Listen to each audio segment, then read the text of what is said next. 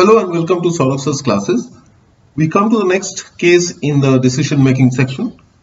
This one is very popular and very interesting case. Now this talks about a person or a lady who ordered a product on a e-commerce website, e-commerce site, and she was delivered a wrong product. Now what would you do? I'm sure all of us had faced this kind of a problem in our lives.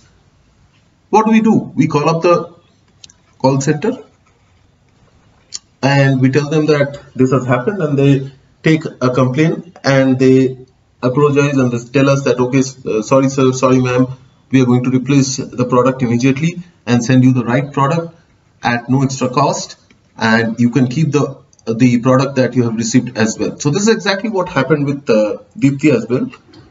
And after that, she was expecting that the correct product would be delivered.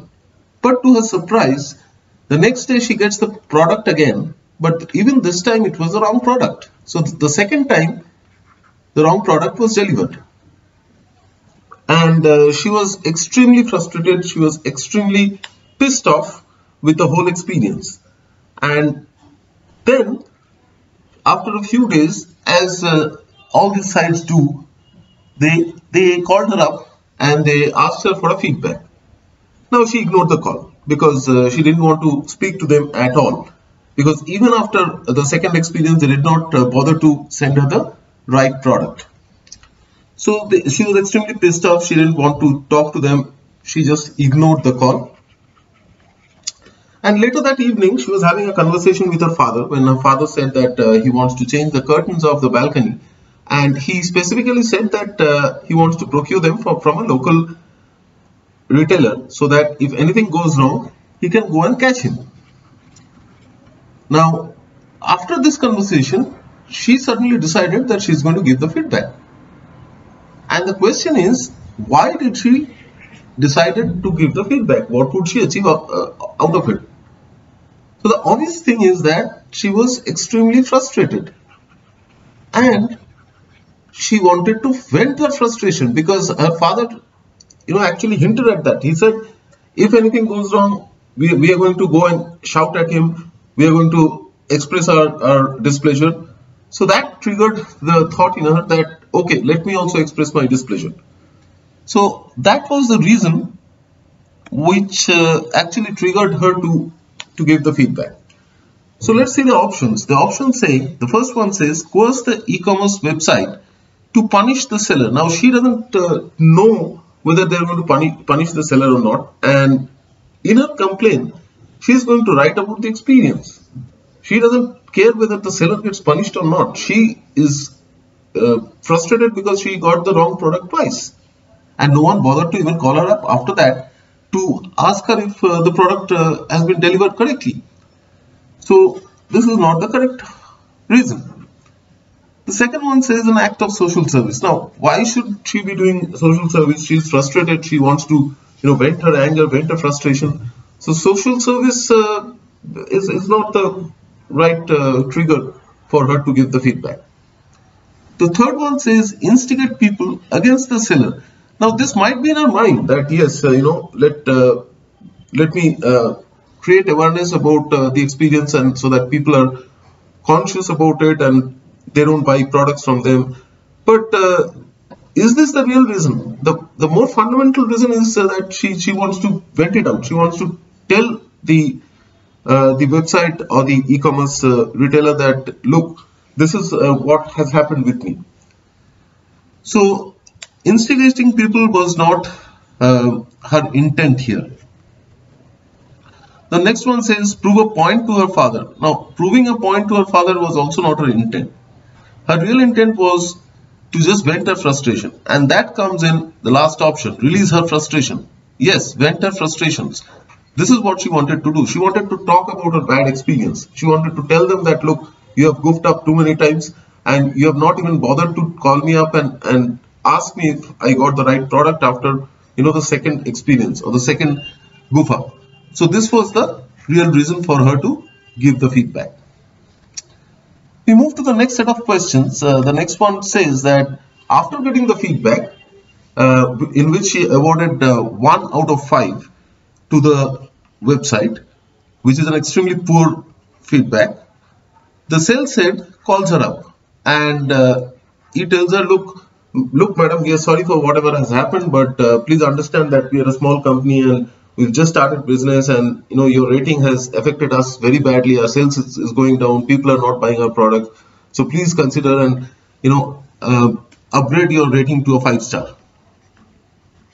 Now the question is, what should she do? What should be her response? Now think of it. You have been delivered the wrong product twice.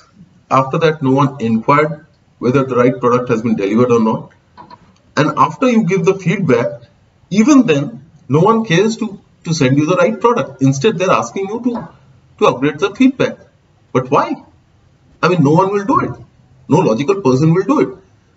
They'll stick to their stance and say, yes, what I've shared is my experience and that's it. You should have cared for the customer and you should have at least taken the step to send me the right product after I complained. That also didn't happen. So there's absolutely no reason why I should take back my feedback, or I should upgrade my rating. So let's look at the options. The first one says she should order again with the same seller and share her renewed experience. Why should she order again? What is the guarantee that this time her experience would be better? So absolutely not. No, rational person will do it. The second one says she should retain the feedback but award 3-star as a consolation measure. Why should she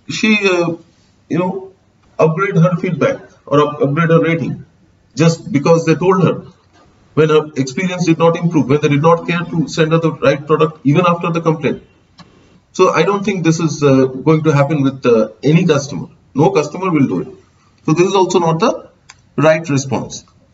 Number C says she should retract the feedback and award 5-star as the seller has already punished the concerned employee. Now this is not the point. Whether they have punished the employee or not is not going to help her, because she hasn't got the product that she expected or she ordered. So that didn't happen. So her experience didn't change. Why should she upgrade the rating? So therefore C also is not the ideal response. D says she should stick to her feedback, yes, and the rating awarded since she reported only what had taken place. She had reported her experience and that did not change. They did not bother to rectify it even after her complaint. So she should not change her feedback at all. So option D should be the rational response from any customer with this kind of an experience. Option E says she should take back her feedback and give them a 5-star rating since their sales are falling. Oh my God, your sales are falling. You don't care for the customer. Obviously your sales will fall. So why should I change my rating just because your sales are falling?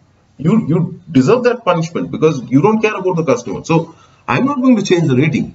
So option E also is not the ideal response or the logical response from any customer in this kind of a experience. Let's go to the next question. This one says, after all this, after a few months, the sales head again calls her and asks her, in case you are satisfied with the pillow covers, please rate them again, and it will help us to serve our customers better. Now, within these few months also, they did not care to send her the right product. She did not get the right product even after all of this had happened. So her experience hasn't changed at all. Her experience hasn't changed at all. It is still the same. And on that day, her father calls her and tells her that, look, I really like the pillow covers that you bought, but I don't really know why you bought so many of them. Now, the question is, what is the best reason for her to ignore the sales head's request to give them the feedback about the pillow covers? Simply because she's frustrated. She's frustrated even now. She has not got the right product even today. So the frustration remains, the experience remains the same. There's no change. So there is absolutely no customer centricity on their part to rectify their mistake. So the best reason is that her frustration has not come down, her experience has remained the same over and over again. So that's the reason why she is ignoring the sales head's request. So let's look at the options. Option A says acceding to the request benefits just the seller while a sore experience remains. This is the reason that if she listens to the request and rates the product, that would only mean that her bad experience remains and the seller benefits. Now why should she do that? Right? She wouldn't do that.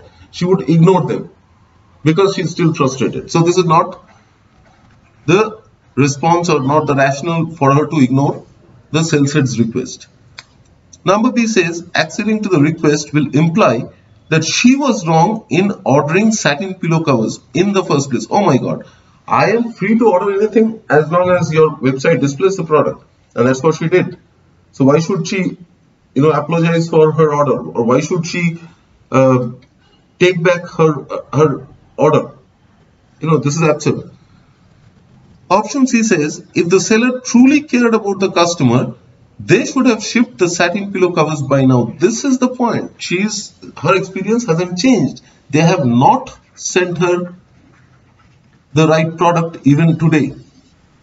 Sent her the right product even today, even after all that has happened. So they don't care about the customer.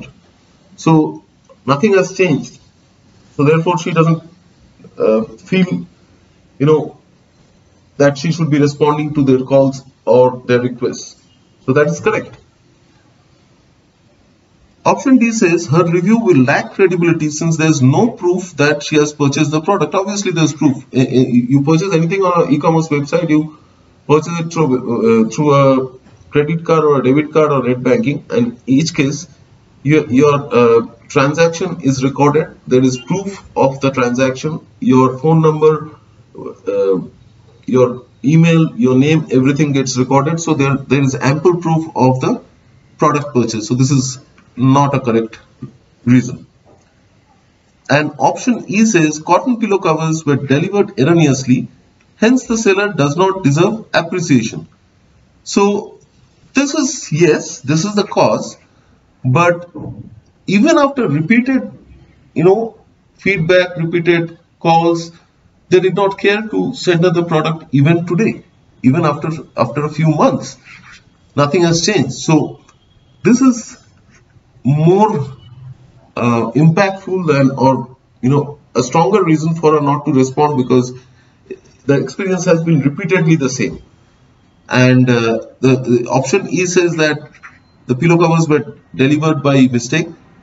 So that could have happened once, twice, but then it has happened repeatedly. So that repetition is not coming in the last option, it is coming in the third option. So the third option is the most appropriate one for her not to respond to their request.